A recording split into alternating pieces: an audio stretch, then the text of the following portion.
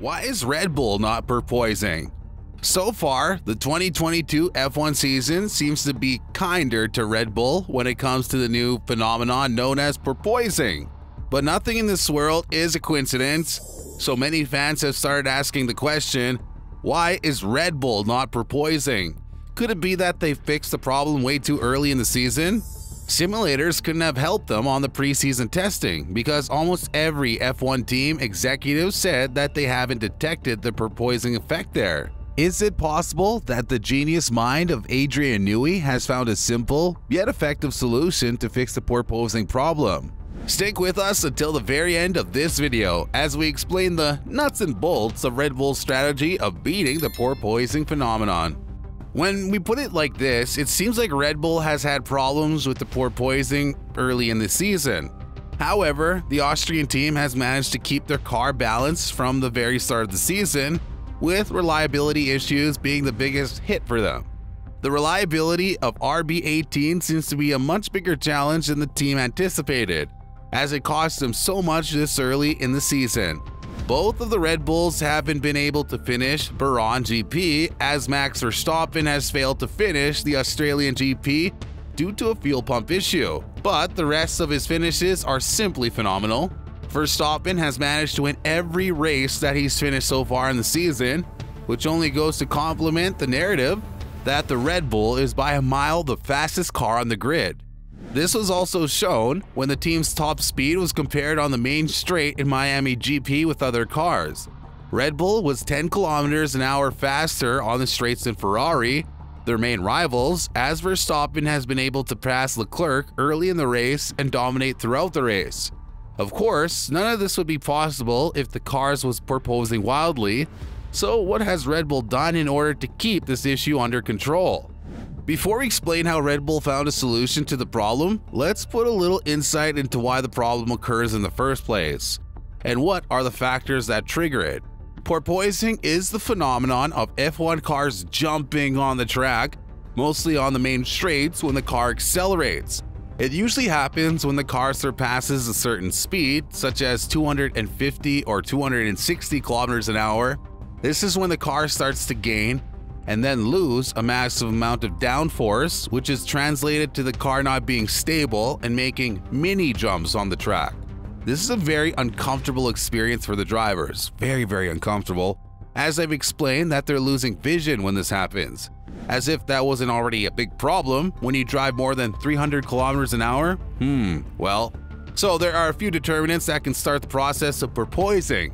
We mentioned the first one above, driving the car at a very high speed.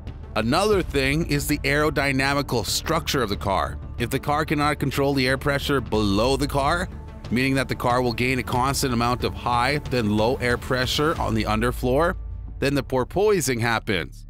Also, the ride height has an extremely important role in fixing the porpoising problem.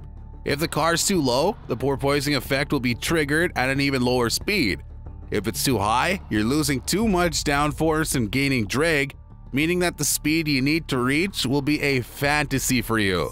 This has been a recent problem that Mercedes have found themselves into, but one could say that they've managed to find a cure for Barcelona GP. As we mentioned earlier, Red Bull is probably the only team on the grid that hasn't suffered from porpoising, but you must ask yourself, why? One major difference that can be noticed between Red Bull cars and their main rivals is the look of their floor. Before 2022, or when the F1 cars weren't looking as they look now, the design of the floor wasn't very important. Not that it wasn't important at all, but the car didn't rely as much on it to fix such a great problem as the porpoising. One of the reasons why is because porpoising wasn't even a thing in 2021 and before, due to the cars being wider and less heavy than now. The floor's purpose was, and still is, to gain a massive amount of downforce thanks to the air pressure below it, directing some of the air towards the rear wing. Now, if you compare the F1 floor of Red Bull and other cars, you'd notice a huge difference. Red Bull's floor is more complex, and it's made out of elevations and depressions that help the floor in battling the porpoising problem by regulating the air pressure below the car. However, Red Bull's genius plan is not contained in the floor only, but in what's added to the floor as a side piece. Red Bull's chief engineer, Adrian Newey, has instructed the team to build ice skates, yes, ice skates, that are located on the back of the floor. These ice skates are metal pieces that have a very important role in battling the porpoising phenomenon. First, you're probably wondering, why on earth would Red Bull put metal parts on a carbon floor, only adding to the weight of the car? Well, the part itself isn't very heavy, and it provides more core and strength for the floor, making it less prone to damage. As the car goes faster, the downforce acting on it increases, and the car becomes closer to the ground. This situation makes the air not able to travel under the car, which causes a massive drop of downforce, resulting in the car porpoising. How do the ice skates help the porpoising exactly? Well, they inhibit the process of the car going so low to the ground that the air stalls.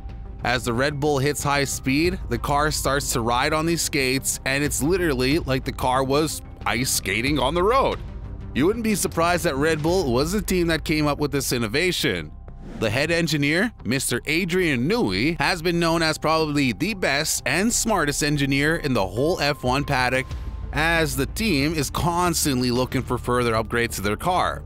Another thing that's worth mentioning is that Aston Martin has copied Red Bull's design for the previous GP in Barcelona, but it's resulted in no improvements in their performance.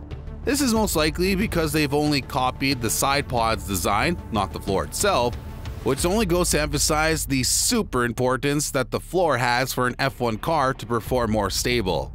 The Red Bull engineers have gone even further, even further, with the innovative design revolving around the ice skates, as they've drilled holes in it for a very interesting reason. It's because this way, the ice skates will allow the air to travel through them, therefore they won't inhibit the Venturi tunnels. And we all know how important they are in creating downforce from the underfloor of the car. You'd think that the metal skates have finished with their purposes, right? Well, you'd be wrong, sorry.